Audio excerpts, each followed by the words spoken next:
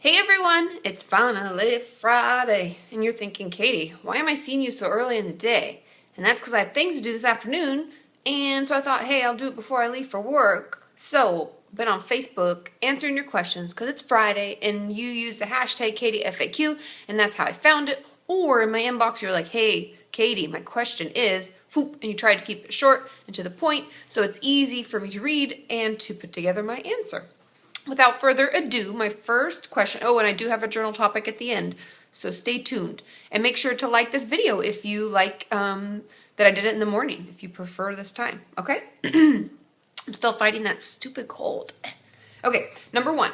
When my therapist mentions something to me repeatedly, I understand it. For example, you're not giving yourself the credit you deserve, but it never actually clicks until someone who's around me in my daily life mentions, you're doing a lot better than you think you are, or do you think it's the, do you think you are? Do you think it's the way that my therapist is coming across, or is it because our relationship isn't established yet? I've only been seeing her for a month. It's a couple of things, or it could be a couple of things, is the way I should verbalize it. Number one, it's really, really hard for us to believe nice things from people who we put in our life to help us. Does that make sense? So like a therapist, we think, well, I'm seeing you and you're supposed to be supportive and, you pretty much are paid to care. Oh, I get that all the time. You're pretty much paid to care. No, we don't have to care. We just have to help. And those can be totally different things. But we have that belief. So when we hear a nice thing from them, we're often like, you don't always just tell me the truth. You just are trying to make me feel good, right? But when someone who doesn't have that kind of a relationship with us says it, we're like, oh yeah, oh, okay. And then we might believe our therapist, like, I guess they were saying the truth. So it doesn't have anything to do with the relationship, the fact that your relationship is young. It's just the relationship between you. It's a very different relationship than we're used to, and it can take us some time to realize that it's the most real, honest, clear relationship we'll have. That's why it can be so helpful and we can grow so much, okay? But it also could play a role, so that could be the reason. Or because you're just not that comfortable with her, you feel like maybe she doesn't know you well enough since you've only been seeing her for a month. It can take a little while before we trust our therapist completely, just like anybody else, right? Thanks for the question. Question number 2, is it normal to get frustrated with your therapist? I find myself getting annoyed with something she may have said in my appointment, and I will think a lot about it throughout the week. Is that normal, or is it just part of the deal? I wouldn't say never heard a client of mine say this. I guess my thought with this, and this is kind of a tricky answer to give, I guess, because I wouldn't want any of my clients to be frustrated with me. Challenged, maybe yes. And I think that will be my question to you. Are you finding yourself feeling challenged? Like, she's really making me uncomfortable and damn it, I don't want to have to do this. Bah! And you're frustrated at the situation because it's really hard because therapy challenges us and it forces us to grow and look at things differently, right? But if you're frustrated because you don't like the way she talks to you, you don't feel like she's understanding, you feel like she may be saying something that's not true, or any of those types of reasons, then I might look for somebody else, because it may just mean that you're too different. Like it's not a good fit. Like I've talked about before, like in the therapeutic relationship, I have a video about that if you want to check that out. I talk about how we should click with them. So I would take a little time and think about it and maybe either see a new therapist or have a new viewpoint when you go into your next appointment, okay? Number 3, how can I accept and live with my scars without feeling ashamed or ugly? I think this is something that many of us struggle with when we're recovered from self-harm, because those are like reminders, daily reminders of what we've been through.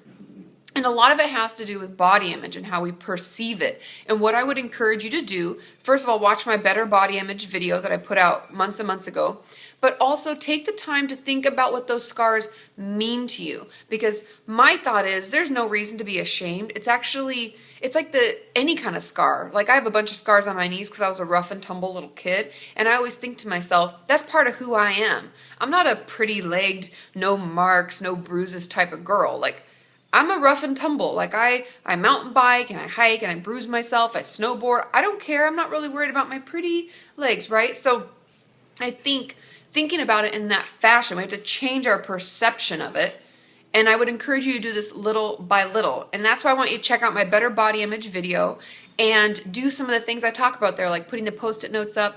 And I would encourage you to focus them on the scars and the reason that you feel ugly because of them. And we'll try to talk back to that and say positive things about that, and we'll change your perception, okay? I know it's hard and it's like not an easy change answer. Whew, that's done. But it will really help you in the long run, okay?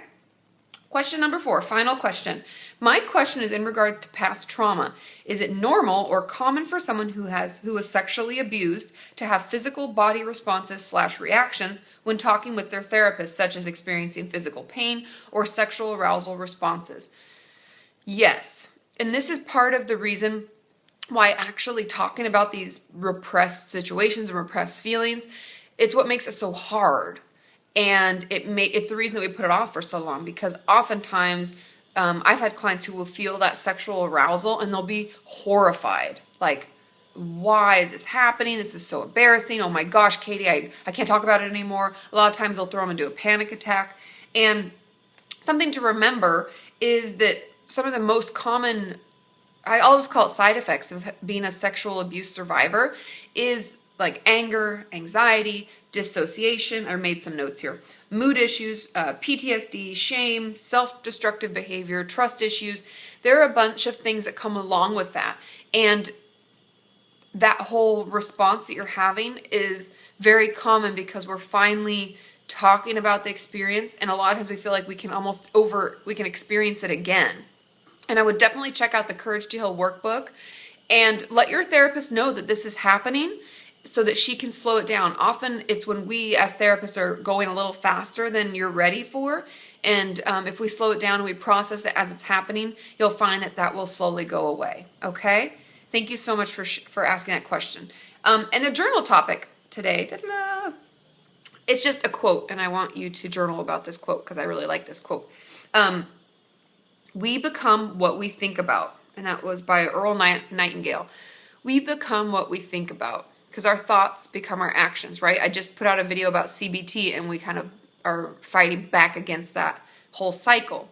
So what can we do this weekend, because it's Friday and I won't see you again until Monday. I want you to notice what you think about most. So that'll be today and tomorrow. What do you think about most? What thoughts are they thoughts about who you are and what you're about? Are they negative thoughts about other people? Are they positive thoughts about other people? What do we think about the most? And then I want you to journal about how we can change that in the moment. Right now we'll think of how we can change it after it's happened. But then later I want you to try to change it in the moment. Okay? I would pick maybe 5 to 10 things. Depends on how quickly you feel like your mind is running with these things. But I think that'll really help us because we do become what we think about. And I want us all to become wonderful, great people because we all are, right? We just have to get through the gross stuff sometimes. Okay, that is all for today. Have a wonderful weekend because it's finally Friday. And I will see you all on Monday with my regularly scheduled video. And my next Q&A will come up on Tuesday on Tumblr. So make sure to ask your questions there. Love you all. Bye.